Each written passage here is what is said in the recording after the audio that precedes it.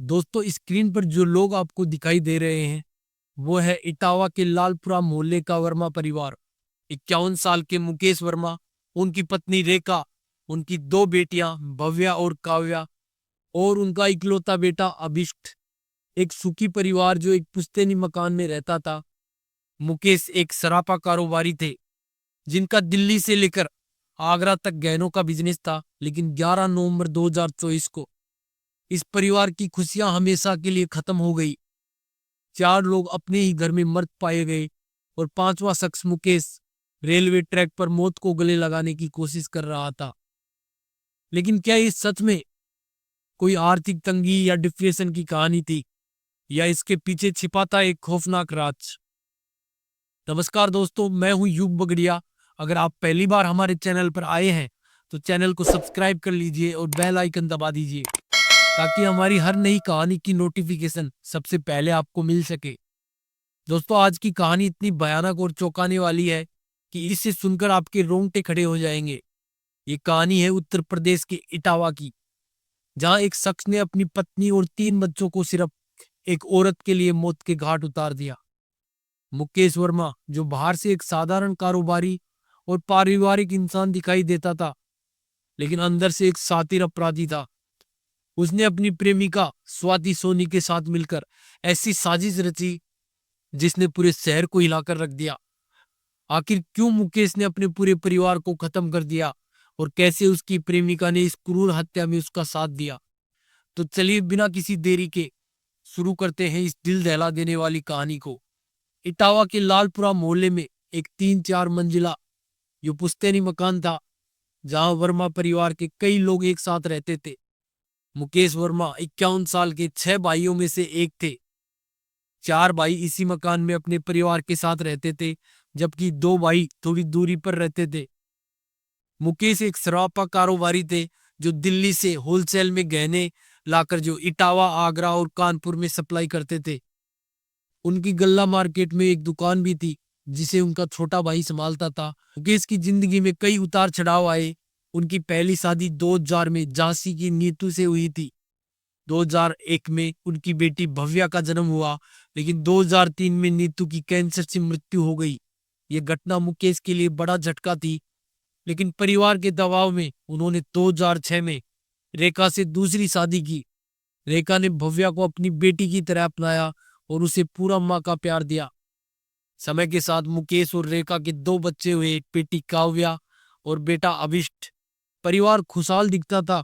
रेखा अपने तीनों बच्चों में कोई भेदभाव नहीं करती थी। मुकेश का बिजनेस भी काफी अच्छा चल रहा था। उन्होंने गल्ला मार्केट में जो दुकान खरीदी और दिल्ली से अपना सामान लाकर सप्लाई करते थे। भव्या ने 2020 में इंटरमीडिएट पूरी कर दिल्ली यूनिवर्सिटी में बीकॉम की पढ़ाई शुरू की। काव्या 12वीं में थी और अभिष्ट स्कूल में पढ़ता था। लेकिन इस सुखी परिवार के पीछे एक तूफान तैयार हो रहा था। 11 नवंबर 2024 को, सोमवार का दिन, मुकेश का पूरा परिवार घर पर था। भव्या, जो दिवाली की छुट्टियों में दिल्ली से घर लौट आई थी, परिवार ने साथ में त्योहार मनाया। लेकिन भव्या का 8 नवंबर को दिल्ली वापस जाना कैंसिल हो गया। अगले दिन सुबह 9 बजे मुकेश के भाइयों ने देखा कि उनके 2 कमरे, एक ग्राउंड फ्लोर पर और एक फर्स्ट फ्लोर पर, जिनके ताले लगे हुए हैं। भाई अवधेश को लगा कि शायद मुकेश अपनी बेटी को जो दिल्ली छोड़ने गया है होगा, क्योंकि वो अक्सर ऐसा करता था। दिन बीता लेकिन कोई खबर नहीं आई। शाम को दूध वाला आया लेकिन ताला देखकर लौट गया। रात 8:20 पर रेखा और भव्या के व्हाट्सएप पर 4 स्टेटस लगे। 3 स्टेटस में जो परिवार की तस्वीरें थी और आखिरी स्टेटस में लिखा था कि ये सब खत्म। ये स्टेटस देखकर मुकेश के भाई अखिलेश और रेखा के भाई को चिंता हुई। उन्होंने फोन मिलाए लेकिन सबके फोन स्विच ऑफ थे। उसी दौरान रात 8 बजे के आसपास एक अज्ञात नंबर से सर्किल ऑफिसर को व्हाट्सएप पर एक फोटो मैसेज आया जिसमें एक नोट था। साथ ही 112 नंबर पर एक कॉल आई जिसमें बताया गया कि लालपुरा मोहल्ले के एक घर में 4 शव हैं। पुलिस मौके पर पहुंची, जहां पहले से ही पड़ोसी और रिश्तेदारों की भीड़ जमा थी। पुलिस ने दोनों कमरों के ताले तोड़े। ग्राउंड फ्लोर के कमरे में रेखा, भव्या और अभिष्ट के शव मिले। फर्स्ट फ्लोर के कमरे में काव्या का शव था। सभी के गले पर रस्सी के निशान थे। ये साफ था कि ये हत्या का मामला है। लेकिन परिवार का मुखिया मुकेश कहाँ था, यही सवाल सबके दिमाग में चल रहा था। उसी रात रेलवे प्रोटेक्शन फोर्स ने जो इटावा पुलिस को सूचना दी कि उन्होंने एक शख्स को हिरासत में लिया है जो रेलवे ट्रैक पर अजीब हरकतें कर रहा था। सुबह 9 बजे के आसपास वो शख्स ट्रेन के सामने लेट गया। लोको पायलट ने जो ब्रेक लगाकर ट्रेन को रोका और उसकी जान बच गई। ये शख्स और कोई नहीं, मुकेश वर्मा था।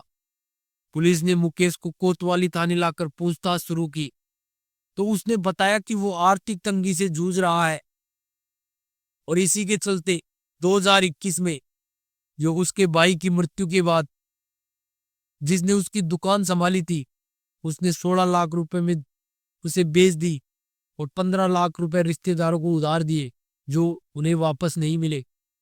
जमीनी विवाद और भाइयों के तानों ने उसे तोड़ दिया, जिसके चलते उसने अपनी पत्नी रेखा से कहा कि वो अब इस दुनिया को छोड़ना चाहता है।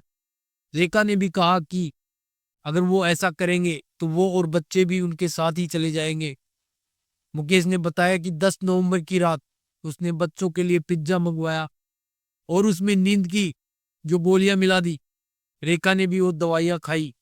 सुबह के 4 से 5 बजे के आसपास उसने रस्सी से पहले रेखा फिर बच्चों की हत्या की।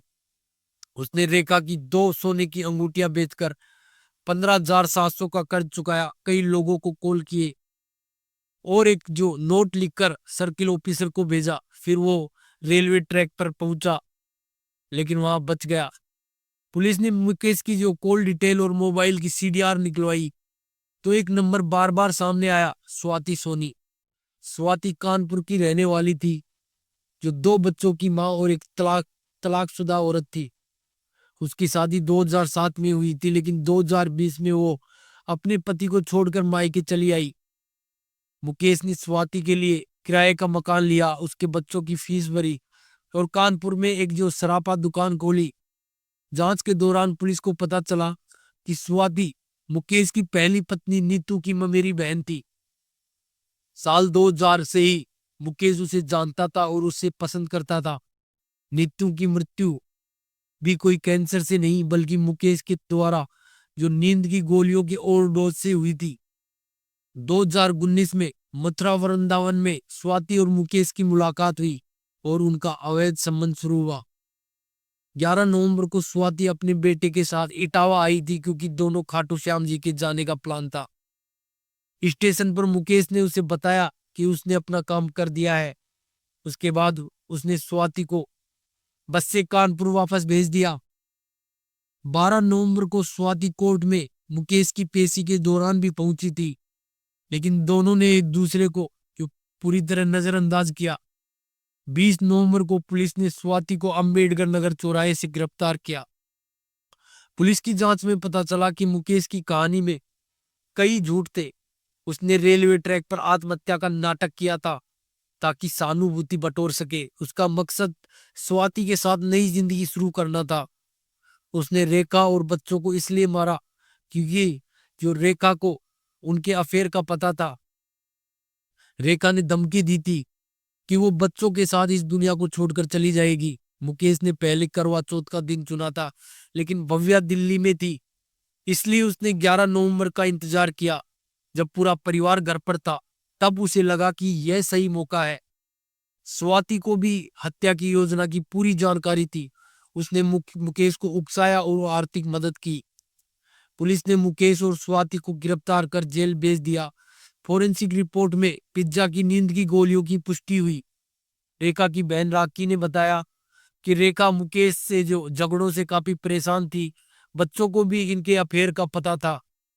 रेखा, भव्या, काव्या और अभिष्ट, इनकी कहानी हमें सिखाती है कि लालच और धोखा कितना खतरनाक हो सकता है।